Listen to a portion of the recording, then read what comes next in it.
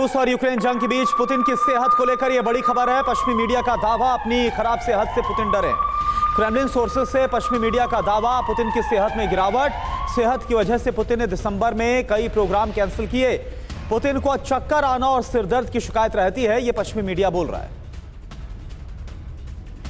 तो आप देखिए, पुतिन की सेहत ठीक नहीं है। दरअसल जब इस साल जंग की शुरुआत हुई थी 24 फरवरी को, तभी से लगातार कई बातें बोली गई हैं वेस्टर्न मीडिया की तरफ से, चाहे वो पाकिस्तान को लेकर हो, चाहे वो कैंसर को लेकर। और अब वेस्टर्न मीडिया को यह लग रहा है कि पुतिन को चक्कर बहुत आता है, उनकी सेहत ठीक नहीं है। ये तमाम जो बातें हैं वो पश्चिम मीडिया की तरफ से कही जा रही है। तो लगातार एक जो हम देख रहे हैं साइकोलॉजिकली कैसे प्रोपेगेंडा भी फैलाया जा रहा है। लेकिन खैर, इस बार क्या बोला है ये आप देख लीजिए। पश्चिमी मीडिया दावा कर रहा है पुतिन के सेहत में लगातार गिरावट दर्ज की जा रही है और पुतिन इससे बहुत डर गए हैं।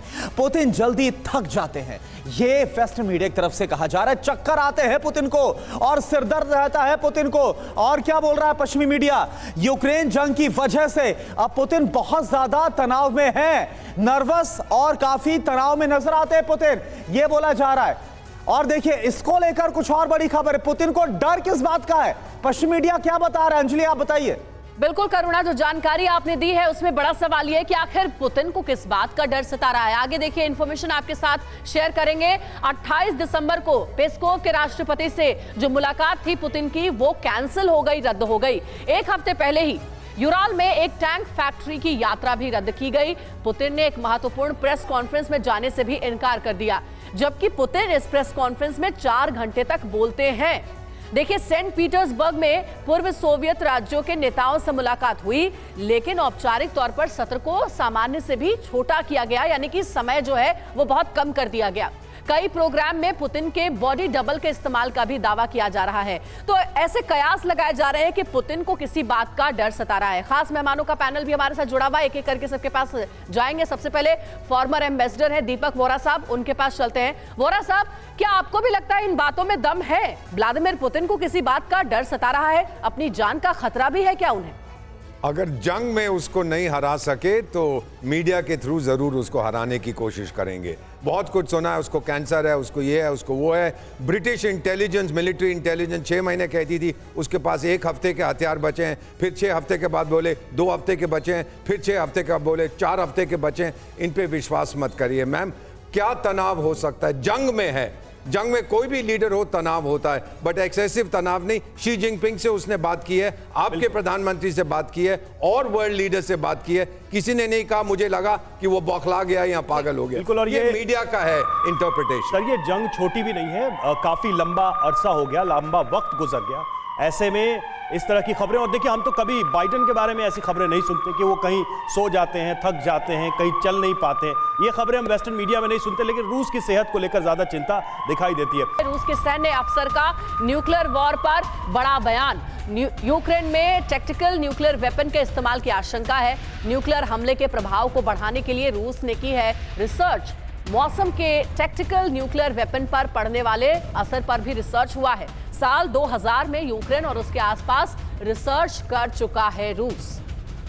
तो देखिए, न्यूक्लियर वेपन के इस्तेमाल की भी बात सामने आ रही है। जिस टैक्टिकल न्यूक्लियर वेपन की बात हो रही है, वो टैक्टिकल न्यूक्लियर वेपन आखिर है क्या? पहले आपको हम ये समझाते हैं। देखिए, बिग वॉल पर सारी डिटेल्स आपके सामने हम रखेंगे। शुरुआत यहां से करते हैं। सीमित दायरे में तबाही के लिए इसका इस्तेमाल किया जाता है। दूसरी क्या बड़ी जानकारी है, चुनिंदा सैन्य ठिकानों को निशाना इससे बनाया जा सकता है।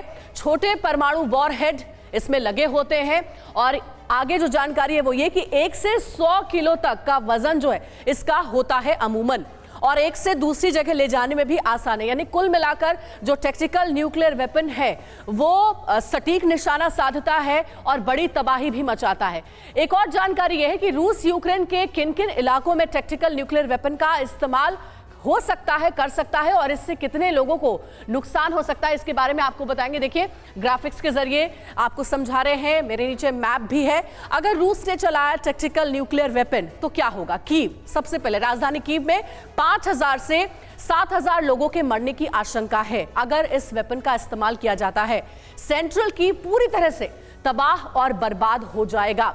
वहीं ओडेसा में अगर न्यूक्लियर वेपन का, टैक्टिकल न्यूक्लियर वेपन का इस्तेमाल होता है तो 4000 से 5000 लोगों के मरने की आशंका है। पोर्ट सिटी पूरी तरह से ही तबाह हो जाएगी। ओडेसा को पोर्ट सिटी कहते हैं। अब आगे बढ़ते हैं, लवीव सिटी का रुख करते हैं। अगर यहां पर टैक्टिकल न्यूक्लियर वेपन रूस ने चलाया तो 2000 से 3000 लोगों के मरने की आशंका है। पोलैंड सीमा तक भी इसका असर हो सकता है। ज़ैपोरिज़िया, यहां पर हमने देखा कि लगातार रूस और यूक्रेन दोनों की नजर बनी हुई थी, एक दूसरे पर आरोप भी ज़ैपोरिज़िया प्लांट को लगाए जा रहे थे। यहां पर जानकारी ये कि अगर टैक्टिकल न्यूक्लियर वेपन ज़ैपोरिज़िया में इस्तेमाल किया जाता है तो 1000 से 2000 लोगों के मरने की आशंका है। और सिर्फ इतना ही नहीं, सबसे जो गंभीर संकट होगा वो ये होगा कि न्यूक्लियर प्लांट पर बहुत बड़ा खतरा पैदा हो जाएगा। तो संभावना इसकी हालांकि कम ही दिखती है। खास मेहमानों का रुख करते हैं और उनसे समझने की कोशिश करते हैं। रविंदर सचदेवा सर, मैं आपके पास आना चाहूंगी, क्या रूस अब इस बारे में भी विचार कर रहा है कि टैक्टिकल न्यूक्लियर वेपन यूक्रेन के अलग अलग शहरों पर इस्तेमाल किया जा सकता है? इस बात की आपको संभावना नजर आती है? क्योंकि हमने ये बता भी दिया अपने दर्शकों को कि अगर यूक्रेन के अलग अलग शहरों पर टैक्टिकल न्यूक्लियर वेपन का यूज होता है, बहुत बड़ी तबाही मचेगी। देखिए, दो चीजें हैं। आज की तारीख में रशिया के पास कोई गेम चेंजर नहीं है।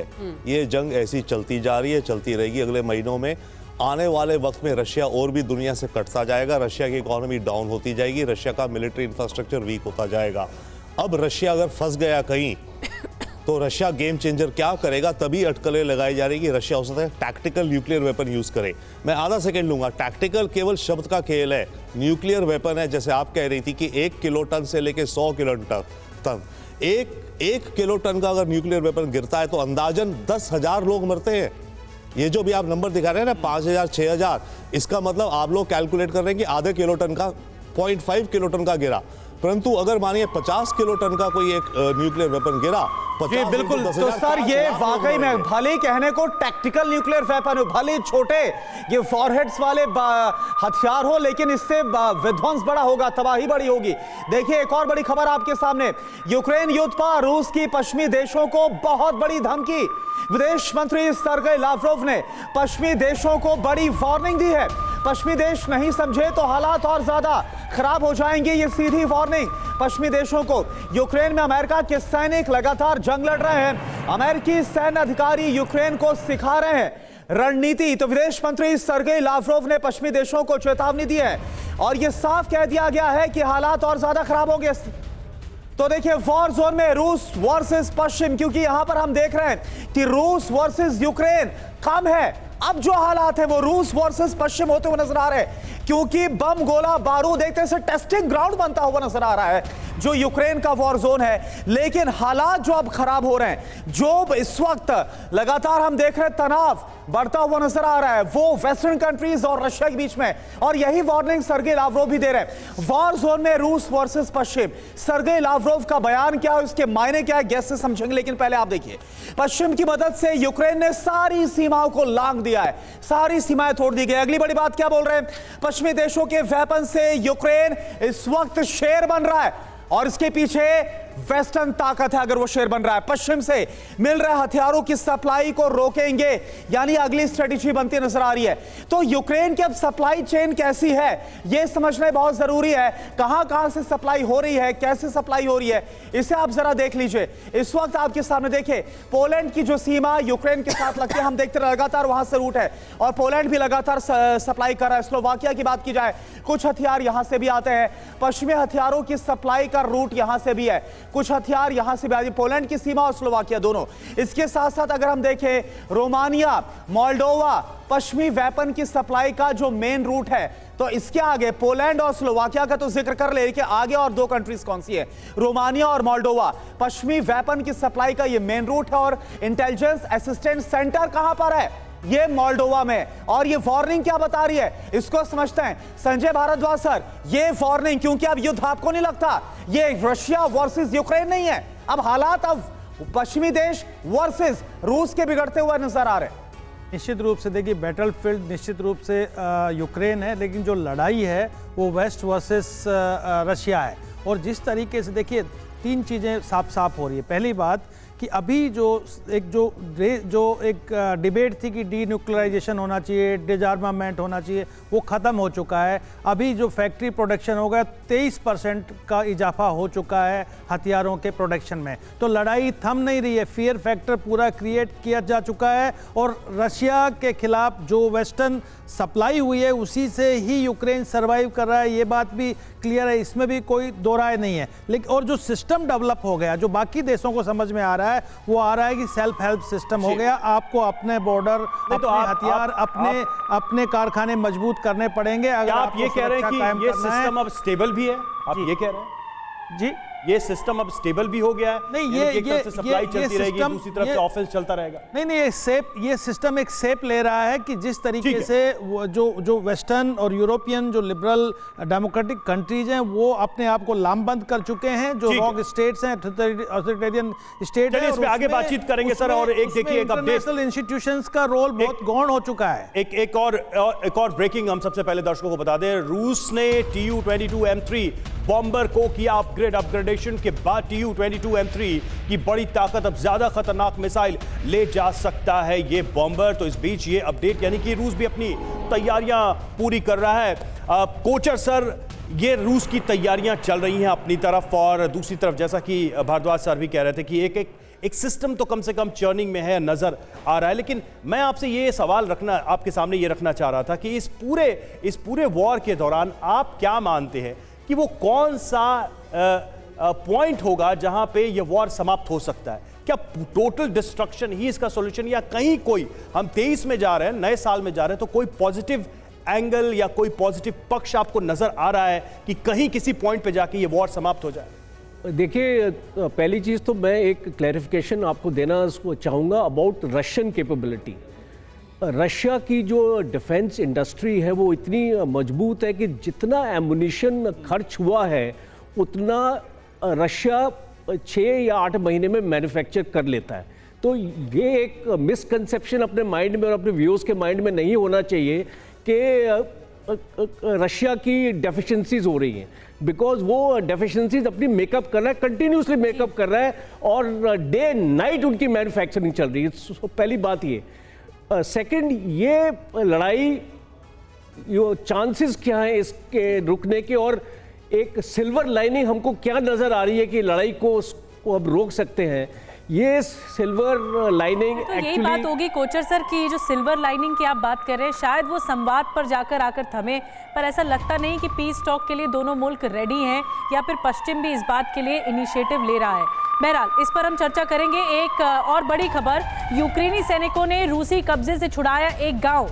6 महीने पहले यूक्रेनी गांव पर रूस ने कब्जा कर लिया था और यूक्रेनी सेना ने यहां पर आर्टिलरी, भारी हथियारों का इस्तेमाल किया। अब इस गांव को रूसी कब्जे से छुड़ा लिया गया है। और राजीव सरदाना जी हमारे साथ मौजूद हैं, उनके पास चलते हैं। राजीव जी, आपको ये देखिए, ये जो लड़ाई है अब नाक का सवाल बन गई है। जितना पानी बहना था बह चुका है। अब ये लड़ाई सर्वाइवल के लिए भी लड़ी जा रही है। यूक्रेन ये कोशिश में लगा है कि जो कब्जे में इलाके हैं उन्हें छुड़ा लिया जाए। रूस इस कोशिश में लगा है कि उस पर और सैंक्शंस नहीं होने चाहिए। अगर उस पर हिमाकत की वेस्ट ने तो फिर वो न्यूक्लियर बटन भी दबा सकते हैं। ये भी एक डर समाया हुआ है। तो आप क्या देखते हैं इसको लेकर? देखिए, न्यूक्लियर अटैक की तो संभावना मुझे नहीं लगती है, क्योंकि अभी तक तो कन्वेंशनल वेपन्स ही पूरे रशिया ने इस्तेमाल नहीं किए हैं। ना ही अपने आर्मी के उन्होंने पूरे हथियार इस्तेमाल किए हैं, ना उन्होंने नेवी को इस्तेमाल किया है, ना एयरफोर्स को किया है। तो अभी तक मेरे हिसाब से एक गार्डेड, एक स्पेशल ऑपरेशन ही चलाया है, फुल युद्ध में नहीं तब्दील हुआ है रशिया। और मैं अपने एक सहयोगी से थोड़ा सा असहमत हूँ कि रशिया वीक पड़ा है और कमजोर हो रहा है। सर, मेरे हिसाब से रशिया, लेकिन अगर इसे वॉर नहीं कहेंगे तो क्या कहेंगे? क्या अभी भी इसे एक ऑपरेशन का नाम दिया जा सकता है? जबकि मोबिलाइजेशन आप देखिए ना, मोबिलाइजेशन आप सिर्फ आर्मी की देख रहे हैं। ठीक है, हम इस पे लौटेंगे, इस पे बहस करते जारी रखेंगे, इस पर चर्चा, हम दूसरे पॉइंट्स भी लेंगे इस पर। और देखिए, रूस यूक्रेन जंग के बीच अमेरिका की विध्वंसक रणनीति से जुड़ी एक खबर आ रही है। 2022 अमेरिका ने नाटो को दुगने हथियार भेजे हैं, वो हम बता रहे 2022 में, और अमेरिका ने $28 बिलियन की डील को मंजूरी दी। पोलैंड और बाल्टिक राज्यों के साथ डील को यह मंजूरी दी। रूस यूक्रेन वॉर की वजह से नाटो के वेपन भंडार में कमी आई है। तो कुल मिलाकर जिस बात का डर था कि डीमिलिटराइजेशन के नाम पे यह वॉर शुरू हुआ और कहीं पूरी दुनिया मिलिटराइज तो नहीं हो गई पहले से ज्यादा, ये एक बड़ा सवाल है। जी हाँ, और देखिए रूस यूक्रेन वॉर में अमेरिका ने खूब हथियार बेचे हैं। हथियारों की सप्लाई लगातार जारी है अमेरिका की ओर से। साल आपको बताएंगे और देखिए नाटो में डील किस तरीके से हुई है, नाटो से ये भी बताएंगे। देखिए सबसे पहले साल 2022 $28 बिलियन की डील हुई, हथियारों की ये डील हुई। और आगे अगर हम 2021 का आंकड़ा देख लें तो साल 2021 में $15.5 बिलियन की नाटो के साथ हथियारों की डील हुई। सिर्फ एक साल में दोगुने हथियारों की डील को मंजूरी दी गई और 2022 में $12.5 बिलियन से ज्यादा की डील को मंजूरी दी गई। तो लगातार अमेरिका के बारे में यही कहा जा रहा था वोहरा साहब कि हथियारों की सप्लाई जो है वो लगातार अमेरिका की ओर से इसलिए जारी थी क्योंकि रूस यूक्रेन वॉर में भी हमने यही देखा कि अमेरिका अपने हथियारों को लगातार बेच रहा है, यूक्रेन तक पहुंचा रहा है और बड़ी वजह यही है कि अभी तक ये युद्ध रुक नहीं पाया है। इस डेटा के बारे में क्या कहेंगे आप? वोहरा साहब आपसे सवाल है मेरा। अमेरिका जो लगातार हथियारों की डील कर रहा है, लगातार साल दर साल हमने देखा कि अमेरिका से हथियारों की सप्लाई बेतहाशा बढ़ी है, पैसे खूब कमाए हथियार बेच करके अमेरिका ने, क्या कहेंगे इस पर आप? ये तो अमेरिका का मिलिट्री इंडस्ट्रियल कांग्रेशनल कॉम्प्लेक्स है, बहुत सी नौकरियां बनती हैं, पैसा आता है। अब दुनिया में तेल के बाद हथियारों का जो व्यापार है नंबर 2 दर्जे पर है, तो ये तो चलता रहेगा मैम। इसीलिए तो लोग कहते हैं फॉरएवर वॉर। यानी वोहरा सर, ये अमेरिका का लालच और इसकी बलि यूक्रेन चढ़ रहा है। आपने बिल्कुल सही कहा है, बलि की बकरी तो उसी को बना दिया गया। कहीं ना कहीं हमेशा जंग होनी चाहिए। अफगानिस्तान में खत्म होगी तो इराक में, इराक खत्म हुई सीरिया में नहीं तो लिबिया में, लिबिया में नहीं तो यूक्रेन में। बिल्कुल बिल्कुल आपने ये जो बात कही है और इसी पर हम देखिए एक और बड़ी खबर आ रही है, इसका हम रुख कर रहे हैं। नए साल में विध्वंसक तैयारी में अब रूस की नेवी है, रूसी नेवी में शामिल होंगी 5 विध्वंसक पनडुब्बियां। 2023 में रूस की नेवी को मिलेंगे 12 नए वॉरशिप्स, बैलिस्टिक और क्रूज मिसाइल भी नेवी को मिलेगी। पुतिन भी कर चुके हैं विध्वंसक वेपन बनाने का ऐलान। तो देखिए अभी कुछ देर पहले कोचर सर इस बात को बता भी रहे थे कि अगर नुकसान होता है रूस को तो ये नुकसान ज्यादा वक्त तक नहीं रहता है टिका हुआ, क्योंकि रूस उसको मेकअप कर लेता है, कुछ ही महीनों के अंदर वो नए हथियार डेवलप कर लेता है और फिर से वॉर जोन में उसको झोंक देता है। अब देखिए 2023 की क्या तैयारी आपको नजर आ रही है, ये तैयारी आपको हम दिखाते हैं। नेवी को और विध्वंसक यानी कि खुद को ब्लैक सी से लेकर जो पूरा नेवल इलाका है वहां पर मजबूत करने की कोशिश में रूस लगा हुआ है। अलेक्जेंडर 3 न्यूक्लियर सबमरीन की तैनाती की जाएगी रूस की तरफ से। आगे आप देखिए बैलिस्टिक मिसाइल से लैस होगी अलेक्जेंडर 3। ये बड़ी जानकारी आ रही है। 4 विध्वंसक सबमरीन को भी तैनात किया जाएगा। नेवी को और भी ज्यादा घातक और भी ज्यादा मजबूत 12 घातक वॉरशिप्स को तैनात किया जाएगा। हमारे साथ तमाम खास मेहमान मौजूद है। ओपी तिवारी सर, मेरा सवाल आपसे, इससे पहले हमने देखा आपने जो समझाया कि ब्लैक सी में अपना फ्रंट मजबूत करने में जुटा है और 2023 की तैयारी नेवी को और मजबूत करना, और यहां पर हमने देखा 10 महीने में कितने नुकसान हुए हैं। कैसे आप देख रहे हैं इसको, एनालिसिस कैसे करें? देखिए, जहां तक नेवी का सवाल है, रशिया जो है अपने वाटर्स में अपने पोर्ट के पास मौजूद कर रही है। रशिया ने भी ऐसे ही काफ़ी मजबूत है, अभी नहीं बहुत पहले से मजबूत है। एग्जाम्पल देना चाहूँगा 1971 वॉर की, जब अमेरिका ने अपना 7th फ्लीट भेज दिया था, इवन यूके की फ्लीट भी अरेबियन सी में पहुँचने वाली थी, उसके पहले ही रशियन सबमरीन पहुँच गई थी और अमेरिका के 7th फ्लीट को विवश होना पड़ा वापस जाने के लिए, उसको अपने मुँह की खानी पड़ी। तो हमारा एक लॉन्ग टर्म जिस तरीके से हेल्प किया था, तो रशिया की नेवी इस सुप्रीम है, बहुत पावरफुल है। अभी तक उन्होंने यूज नहीं किया था। जैसे सदाना बता रहे थे, वो आर्मी से चल रहे, आर्मी की हेल्प से ही इंक्रोच करना चाहते थे और चाहते थे कि जेलेंस्की चली जाए और यूक्रेन का नुकसान न हो, यूक्रेन की तबाही न हो। लॉन्ग टर्म में पुतिन का कभी प्लान नहीं रहा होगा कि यूक्रेन को तबाह कर दे। हमने इस युद्ध में देखा कि यूक्रेन के सैनिक नहीं, रशिया के भी बहुत सैनिक मारे गए। जो डिस्ट्रक्शन है, जो वॉर का पर्यायवाची है, उसे आप इग्नोर नहीं कर सकते और ये हो रहा है। हमें इससे इस सच्चाई से मुंह नहीं मोड़ना होगा।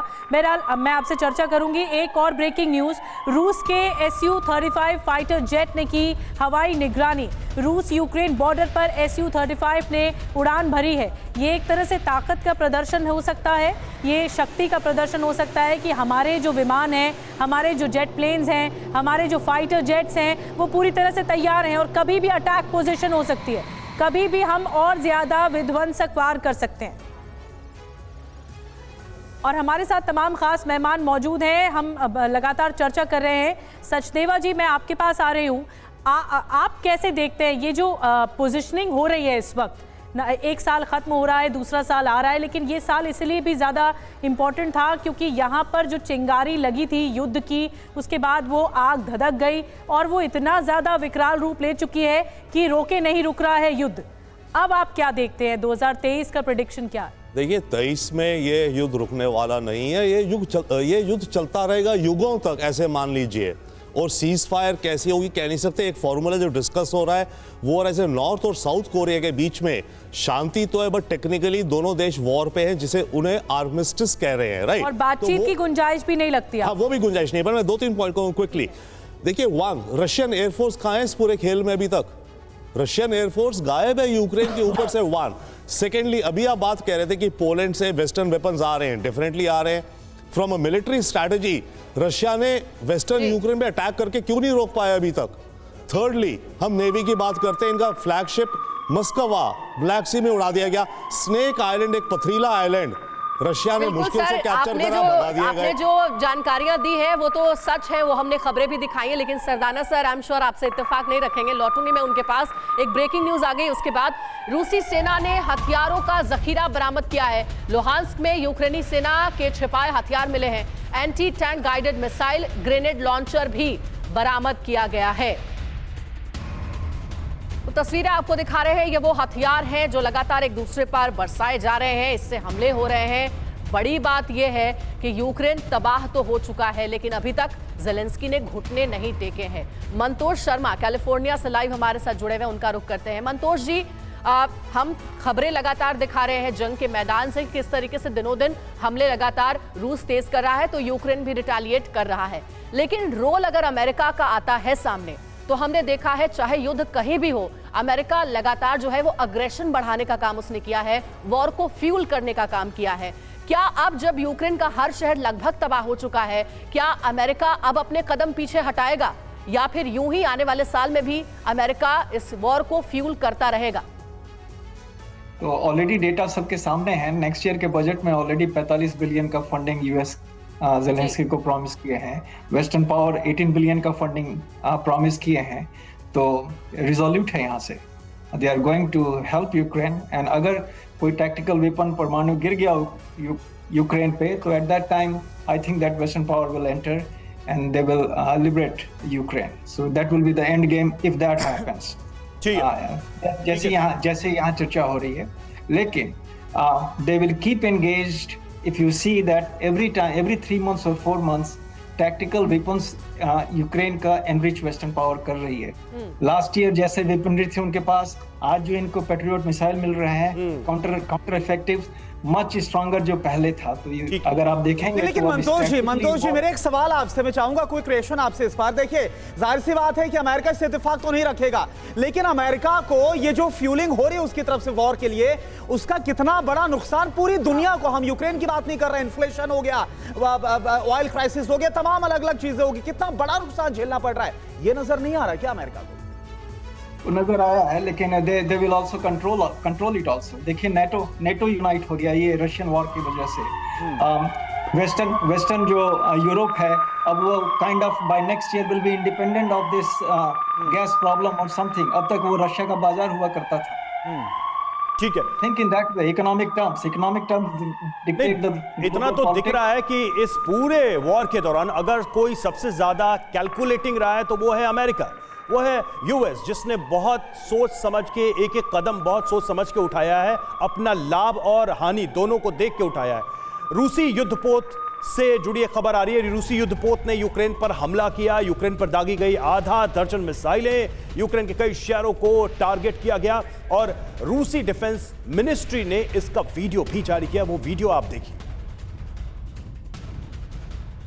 तो लगातार हमले की भी तस्वीरें देखिए, साल के आखिरी दिन भी ये हमले जारी हैं। तिवारी सर, मैं एक बहुत ही कह सकते हैं कि आपके युद्ध के अब तक जो आपने देखे हैं अनुभव के आधार पे मैं ये सवाल पूछना चाहता हूं, क्या रूस के अटैक का डर और रियल अटैक, इसने यूक्रेन को ज्यादा नहीं तैयार कर दिया 2023 में? 2022 में यूक्रेन जितना तैयार नहीं था, लड़ के भिड़ के आज यूक्रेन की सेना ज्यादा तैयार है, किसी भी युद्ध को लंबा खींचने के लिए वेल ट्रेंड हो गई है, एक्सपीरियंस्ड हो गई है।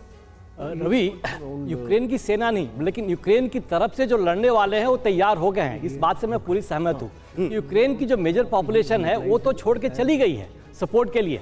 अब ये सोचिए खाली यूक्रेन की आर्मी लड़ रही है, इस बात से मैं बिल्कुल सहमत नहीं हूँ। इसमें पोलैंड के, ऑस्ट्रेलिया के, अमेरिकन सील्स सब लगे हुए हैं, सब जगह के नागरिक आके यूक्रेन की आर्मी को सपोर्ट कर रहे हैं और लड़ने के लिए तैयार है। इसमें एक बात और कहना चाहूंगा कि जैसे क्रीमिया के ब्रिज पर अटैक हुआ था, जो एयरबेस पर 2 अटैक हुए थे, पहले यूक्रेन ने रिस्पॉन्सिबिलिटी नहीं ली।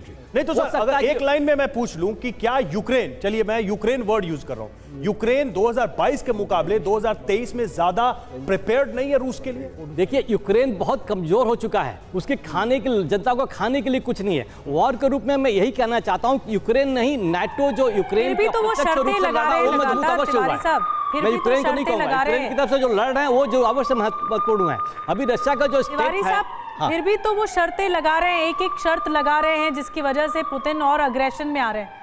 तो ये तो रुकेगा ही नहीं सिलसिला। फिर तो आप शर्तें लगा दीजिए, फिर पलट कर पुतिन भी शर्तें लगा देंगे, फिर तो बात बनेगी ही नहीं। जेलेंस्की को छोड़ना पड़ेगा, मोमेंट जैसी हटे ये वॉर बिल्कुल खत्म हो जाएगा। वो जैसे भी छोड़े, जिस तरीके से छोड़े, और बिल्कुल इसको भी नजरअंदाज नहीं कर सकते तिवारी सर कि ये भी कहा जा रहा था एक्सपर्ट्स की तरफ से, अगर ये विंटर झेल ले गया यूक्रेन तो फिर आगे हम देखेंगे कि यूक्रेन की तरफ से ये युद्ध और लंबा खिंचता हुआ नजर आएगा। यूक्रेन का M777 होवित्जर से रूसी सैनिकों पर हमला, रूसी सैन्य ठिकानों पर एक के बाद एक गोले बरसाए गए हैं। तस्वीरें भी आपको दिखाएंगे किस तरीके से हमला जो है वो रूस लगातार यूक्रेन के अलग अलग शहरों में कर रहा है, और ये जो हमला है M777 होवित्जर से किया गया है। और एक और बड़ी खबर, यूक्रेन के ऑर्थोडॉक्स चर्च के पादरी के साथ धक्का मुक्की। रोवनो इलाके में स्थानीय लोगों ने पादरी के साथ मारपीट की है। यूक्रेनी प्रशासन से नाराज थे स्थानीय लोग। युद्ध के बाद यूक्रेन की जनता में नफरत बढ़ रही है और इसीलिए परिणाम स्वरूप ये घटना सामने आई। भारद्वाज सर, मैं चाहूंगी आप इस पर कमेंट करें। ये देखिए, ये जो आक्रोश की स्थिति है, ये हालात अंदरूनी युद्ध के, यानी यूक्रेन के जो लोग हैं उनमें ही गुस्सा बहुत ज़्यादा पनप रहा है कि स्टैंड नहीं ले पा रहा है यूक्रेन, और इसी वजह से ये रिजल्ट्स भी सामने आ रहे हैं। निश्चित रूप से देखिए, मुश्किलें तो बढ़ी रही है। जिस तरीके से पिछले 10 महीने से यूक्रेन युद्ध में है, कोलेट्रल डैमेज हो रहा है, इंफ्रास्ट्रक्चर ख़त्म हो गए हैं, एनर्जी सप्लाई नहीं है, तो लोगों की आम जीवन तो बिल्कुल एकदम बुरा हालत हो गया है। लेकिन मैं एक बात ऐड करना चाहूँगा, देखिए अमेरिका की प्रोलॉन्ग स्ट्रेटजी है क्या कि 1990 में सोवियत रूस का विघटन राजनीतिक हुआ था, लेकिन मिलिट्री पावर आज भी बनी हुई थी। अब क्या कर रहा है कि इस युद्ध के माध्यम से यूक्रेन में जो सफरिंग हो रहा है, आप जिसको दिखा रहे हैं बिल्कुल सही बात है, लेकिन इस युद्ध के माध्यम से यूक्रेन में अमेरिका रशिया को मिलिट्रीली डैमेज कर रहा है, एग्जॉस्ट कर रहा है। एक छोटा सा रिएक्शन जल्दी से सरदाना सर आपका, ये जो लगातार आप जो तमाम गेस्ट एक्सपर्ट्स है जो जानकारी आप दे रहे हैं, यूक्रेन तो ठीक है अपने देश को बचा नहीं सका, लेकिन युद्ध तो लगातार रूस के खिलाफ लड़ ही रहा है। लेकिन रूस कहां स्टैंड कर रहा है? 1 साल हो गए युद्ध को, नए साल में अब प्रवेश कर रहा है ये वॉर। रूस की स्टैंडिंग पोजीशन कहां देख रहे हैं आप? मेरे हिसाब से देखिए, रूस और ज्यादा मजबूत हो गया है।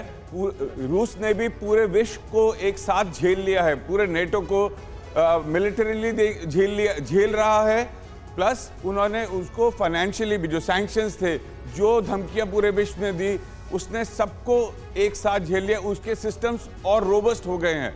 मेरे को लगता है जब तक ये ऑपरेशन खत्म होगा, रूस और तो कहीं ज्यादा मजबूत निकलेगा। कहीं इसका मतलब यह तो न समझा जाए कि दोनों पक्षों ने झेलने की ताकत बढ़ा ली है, रूस ने भी और साथ में नाटो, यूक्रेन, यूएस की जो भी लॉबी है, उन्होंने भी झेलने की अपनी ताकत बढ़ाई है इस युद्ध से। लेकिन अंधेरा सिर्फ यूक्रेन में छाया जाएगा 8 जनवरी से पहले, जैसे पुतिन ने कहा था। ठीक है सर, देखिए एक और ब्रेकिंग न्यूज इस वक्त की आ रही है। पुतिन की मजबूरी का फायदा उठाने में जुटे जिनपिंग, पुतिन के सहारे अपने दुश्मनों से निपटने की कोशिश।